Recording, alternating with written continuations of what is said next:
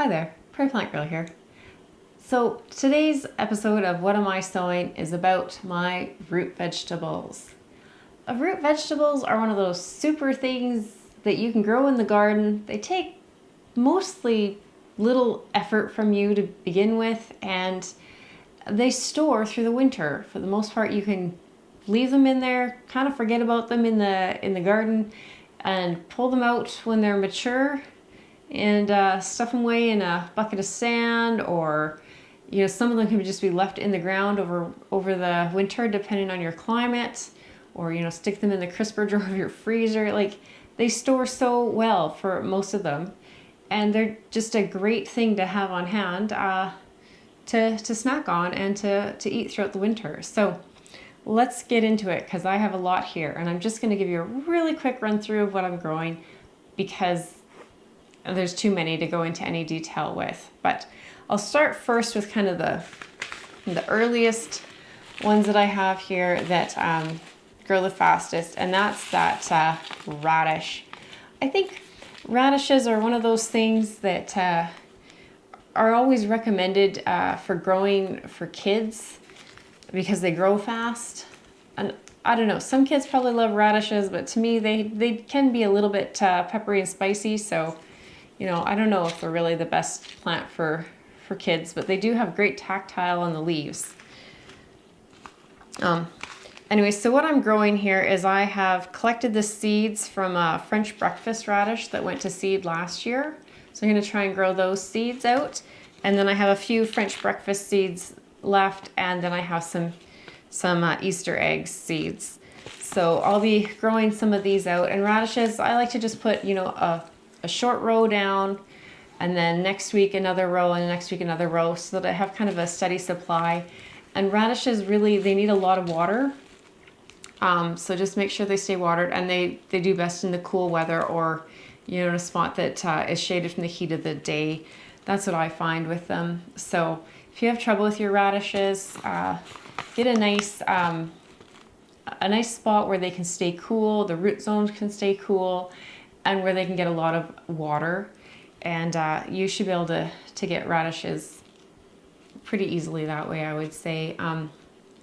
Radishes are one of those plants that a lot of them can grow to maturity in about 3 weeks from planting, depending on your weather and the variety.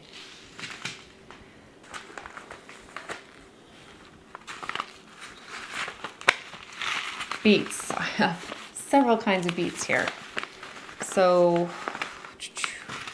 Fresh Pack is one of my favorite beets for growing for the greens. I love beet greens. I throw them in salads. I just nibble on them. They're just delicious. So Fresh Pack is something that I always like to have a few of growing in my garden. A couple of red varieties that I'm growing. One is Merlin, one is Red Ace. And then I've never grown golden or yellow beets before, but I'm going to try these golden Detroit beets this year. So that'll be interesting to see how they go. So again, beets, they like the cool weather, and get them started early. They can go in well before your first frost date, or you can start them indoors in little packs and plant them out. And they're great for salads, but they're pretty cold resistant, so they're a good one as well. Turnips. I have Early Snowball and Purple Prince. Now, turnips are part of that Brassica family, and they give me trouble here. I used to be able to grow wonderful turnips. I loved growing turnips, but this garden here, I have a lot of trouble with flea beetles, and I just haven't quite figured out when the right time to get the turnips in the ground is. I think I'm gonna try. It seems like I have better success. They can be planted quite early, but it seems like I'm having better success when I'm starting to get them planted a little bit later, to the end of summer, going into fall, just giving them enough time to mature. But that way the plants can get a little bit bigger and stronger before the flea beetles move in, because they seem to be really strong, the flea beetles, in the spring and in the late autumn, and they kind of die out in the months between that. So I think if I can hold off on planting these until towards the end of summer, I think that's going to be a better thing for me. And That's what I'm going to try and remember to do this year.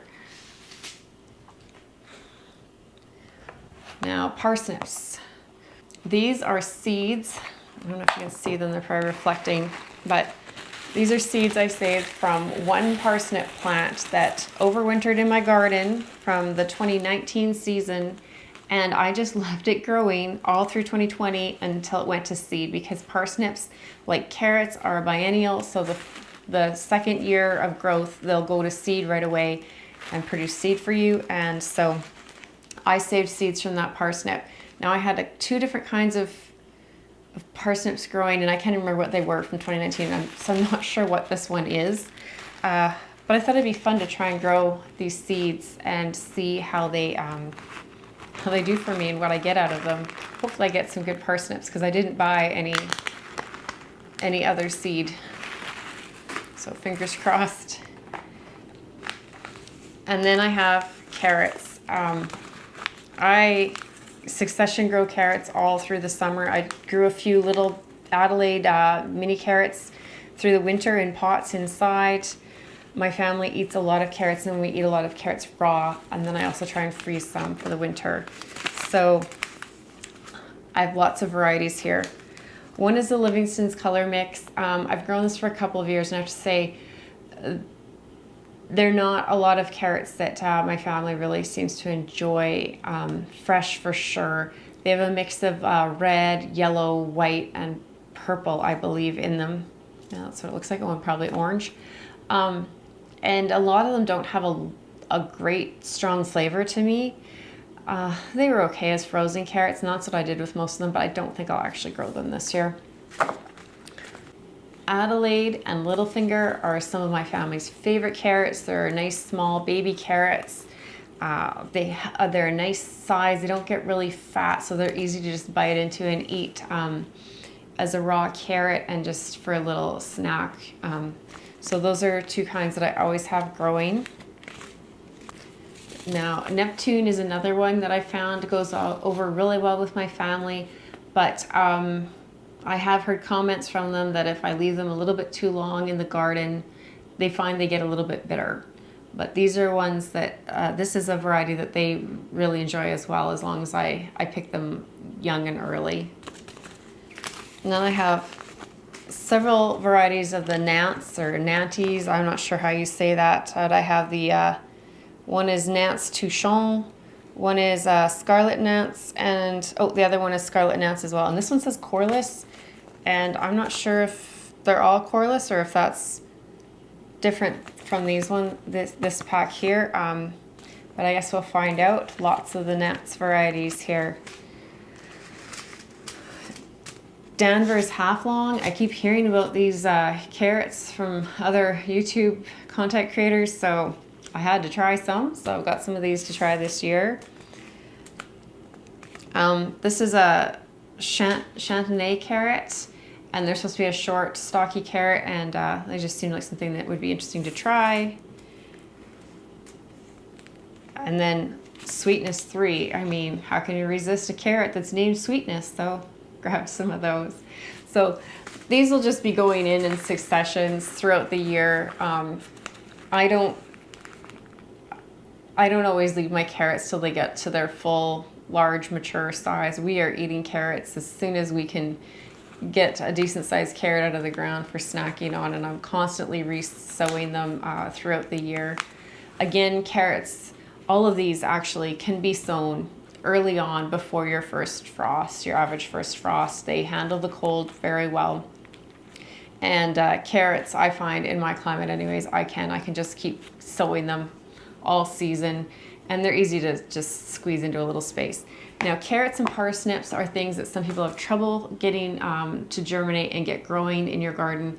And a couple of things that can help is having a really well tilled soil and a nice loose soil. And you want to make sure you don't have a lot of rocks and sticks, or they'll fork because they're long vegetables. So try and get any large things out of your planting space for those, and make sure it's tilled really deep, because anything with that long taproot is going to go down, and it needs the room to do that. When you lay them in the ground, Some people find it helpful to have something like radishes planted along the road to help break through the crust of the earth if you have a soil like a clay or something that does get really crusty. Or I find it can be helpful to just put a fine layer of sand, or even vermiculite works really well to just cover your seeds with that, and it keeps the soil from crusting over and allows them to push through.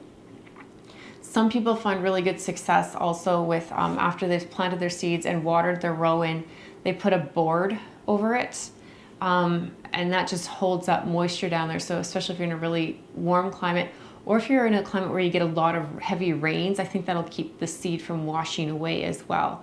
So you just put the board on it, and I guess you'd have to check it every few days just to see if anything's sprouting, and once they're sprouting you would pull it off. But those are some suggestions to help you get them germinated. They do really need to stay, the top of the soil needs to stay damp, the seeds need to stay damp until they've germinated. So it's important to make sure that you have that under control and you're able to keep them moist until they've germinated and popped up through the ground. Anyways, that's the bulk of my root crops. I'm sure if I went through my seeds I could probably find a few more, but I think these are the main ones here, and this is probably long enough. So I hope you enjoyed seeing the root crops that I'm growing this year, and we'll see you next time. Thanks for watching. Bye.